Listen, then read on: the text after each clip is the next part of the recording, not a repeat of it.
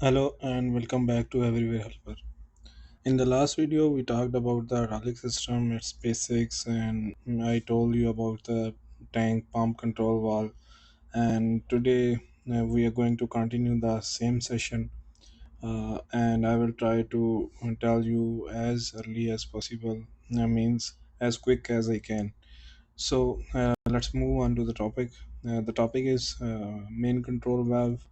So, main control valve. What is main control valve? Uh, as I told earlier in the last video, main control valve is a combination of different valves. It is an assembly which is used to control the direction of the oil, and it also controls the flow. You can also say it's a flow control valve. The more you will operate the lever, the more oil will go towards the actuators. So let me tell you in an easier way. The main control valve is an combination of different assemblies. It consists of spools. Okay, it is located between the actuator and the main pump. Okay, the pump sends oil towards the control valve. Then control valve gives the permission to the oil. Either it needs to go towards the actuator or it needs to go back to the tank. Okay, so the main control valve is located between the main pump and the actuators. All of the cylinders and motors obviously controls our direction, pressure, and flow rate of all the actuators. Yes, it depends on the position of the lever. If you maybe you see when you are operating, or you see someone operating the machine. If they operate, for example, boom, if they operate lever slider, then the less amount of oil goes into the actuator with the help of uh, control valve assembly and the lever from the cabin. The more lever they move from the cabin, the more oil comes from the pilot pressure to the spool of the control valve assembly.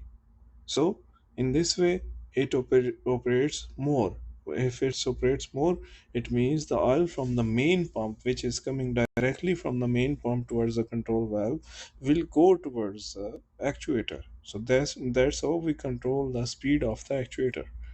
Okay, so this is the main theme or main principle and working of the control valve. So after that, we have different parts: port relief valve for arm spool. On the left hand, you can see a lock valve for boom, first arm spool, second boom spool, swing spool, main relief spool. Sorry, main relief valve. Sorry. We can adjust the pressure of the control valve assembly from here. Okay, and if we operate this main relief valve at 360 degree clockwise, it will increase the pressure up to the 28 kg per cm square.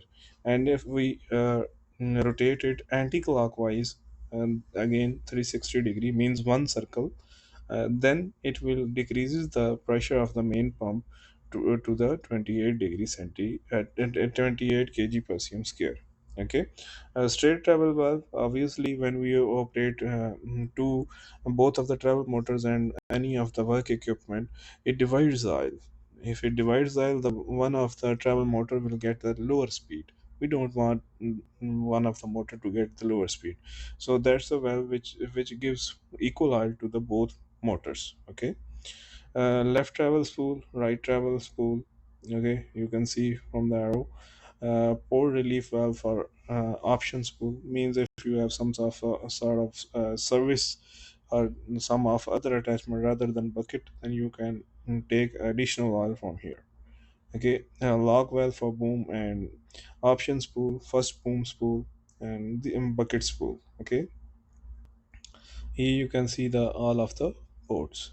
Okay, and after that we have hydraulic schematics, and then we move towards the swing motor and reducer. This is our third topic, 2.3: swing motor and reducer. Swing motor, it is a type of actuator which converts hydraulic energy into mechanical energy, but in the form of rotary motion.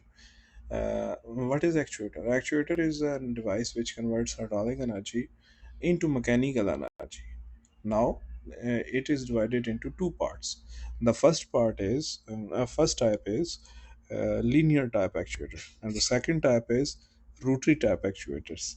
The linear type actuator is hydraulic cylinder, and the rotary actuator is hydraulic motor. Either it is travel motor or it's swing motor, and even it could be HSS motor in the in bulldozer. Okay, so uh, after that, we have swing motor and reduction gear. Here you can see the ports and all the ports you can easily see. And if you are familiar to a hydraulic excavator, you can understand all of this. And there's an oil dipstick and all that. And after that, you can see again ports for main pressure and anti revision valve, port for lubricating oil, port for pressure test, and all that. Okay.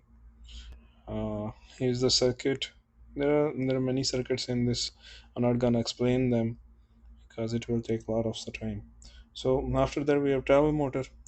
Now what is travel motor and what's the difference between travel motor and the swing motor? Swing motor is fitted in the upper carriage and it is for swinging or rotation of the upper carriage at 360 degree.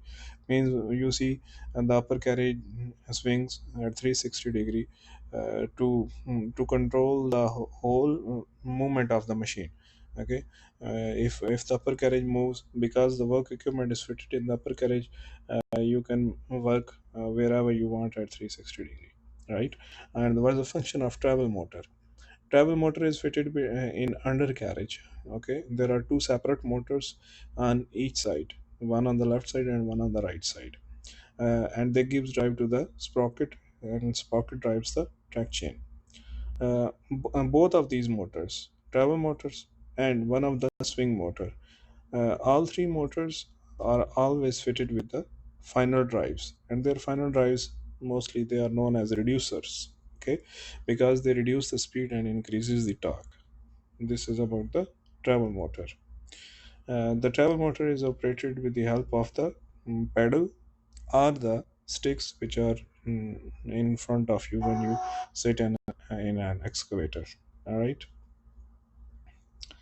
After that, we have pilot valve.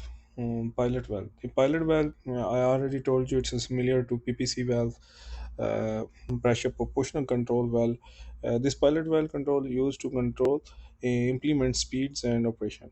One is installed on the left side of the operator seat and another installed on the right side. The left one controls the swing arm and horn. The right one controls boom and bucket. Yes, there are different. The basic function of this lever is same in each excavator is same, but some of the time you see that it consists of pilot valve. Some of them consist of PPC valves. The name is different. The principles are same. Okay, and mm, it reduces the fatigue of the operator. After that, we have travel pilot valve. Travel pilot valve is fitted below the foot or the sticks which are in front of you when you sit in an excavator. Okay, it is the function is same for the pilot valve of the left and right and the travel. Okay, and there's only difference of the location. And after that, we have pilot valve block. Okay, it consists of three valves: pilot lock, two speed travel, and the power boost. Here you can see uh, indicated by arrows. And let's move on to the hydraulic system of excavators. I think so I will skip this because it consists of lots of circuits and I cannot explain the circuits in the diagram. Here we have pressures and all this. And yes, this is an important diagram. I will explain it here. So in this diagram, you can see, sorry, you can see engine. Here's the engine. Engine is giving drive to the pilot pump, and engine is giving drive to the work pump as well. This work pump is the bigger pump, which is getting drive directly from the engine, and this pilot pump is actually getting drive from this work pump. But the power is coming from the engine. That's why it is here, and this one is here. Okay. Now this pilot pump sends the air to the control oil. Control oil or pilot valve. Actually, it's a different function in different machines. In excavator of Komatsu, you may know that it also sends oil to the charging pump. Also sends oil to the sensing system of the pump. Okay, and control oil, pilot valve, and then to the main valve. Now, this main valve oil is this pilot valve oil is just coming to move the spool of the main valve. Okay, it is not for the actuator. So once this will move the spool, and this oil will come, it's already here.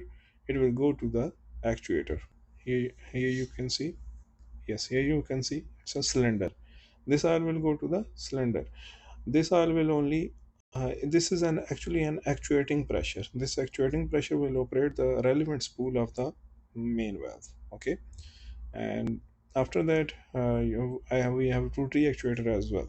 Okay, so this is about pilot pump, and here you can see lots of schematics. If you need this file, just comment below your Gmail. I will send it to you directly, so you can zoom in and you can see wherever whatever you want. It's a good file, and you can see many circuits here. Whatever is required, you can ask me. Yeah, all of these circuits I am skipping out. I will go directly to the next point. And the intro of hydraulic pipeline. Here's the pipelines. Okay, there's the pressure sensor. When you operate a side cover oil inlet tube, you can also see it's three times bigger than the discharge line. Here you can see case or drain hose, working hose, solenoid proportional reducing valve. Okay, so sensor of hydraulic oil temperature. Here you can see the sensor. Okay, and here you can see swing motor piping. This is the piping of swing motor. Makeup oil inlet. Okay, port for lubricating oil. Yes, we add lubricating oil from here. Case drain hose. Okay, and oil dipstick. Here you can see dipstick. Always be careful when you are adding oil from the port of lubricating oil, because some of the times oil comes out of the oil dipstick port. Okay, so this is about the swing motor piping. Here you can see all the parts, makeup oil inlet, and these working hoses. Means these are the ports which are coming from the control valve assembly, and this swing motor is the actuator, rotary actuator.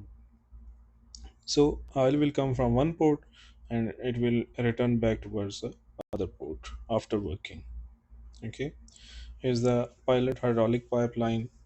Okay, you can see here, and after that we have pilot hydraulic line, pilot valve block. You can also see that. Okay, pressure test and adjust. I think so. It's enough for today. And last two topics are remaining: pressure test and adjust, and the troubleshooting. Inshallah, we will discuss them in the upcoming videos. Stay tuned. Inshallah, I will start another short videos playlist for the troubleshooting and fault codes. Thank you. Bye.